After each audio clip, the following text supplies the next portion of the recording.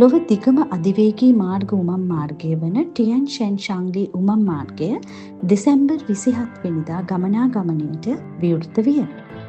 Kilometre 22.13ක් දිග මෙම උමම් මාර්ගය පිහිටා ඇත්තේ චීනයේ ෂින්ජියං ස්වයං පාලන කලාපයේය.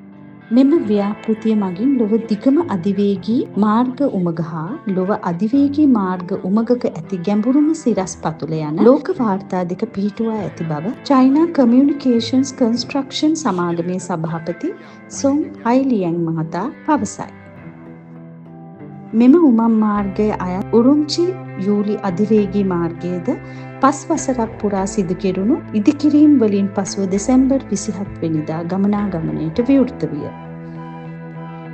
ටියන් ෂැන් කඳුකරය හරහා ගමන් කරන කිලෝමීටර් 324.7ක් දිගැති මෙම අධිවේගී මාර්ගය හේතුවෙන් කඳුකරයට උතුරින් පිහිටි උරුම්චි අගනගරය හා දකුණින් පිහිටි කෝලා නගරය අතර පැවති පැය 7ක ගමන් කාලය 3.5ක් දක්වා අඩු වී තිබේ.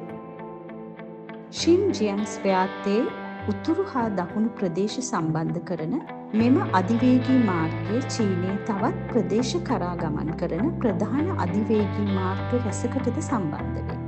මේ අනුව එක් තීරයක් එක් මාවතක් වැඩසටහනට මෙන්ම ප්‍රදේශීය සංවර්ධනය හා ග්‍රාමීය යළි පණ ගැනීමේ වැඩසටහන් වල දියුණුවටද මෙම අධිවේගී මාර්ගය බෙහෙවින් ඉවහල් වනු ඇති බව චීන බලධාරීන් පෙන්වා දේ.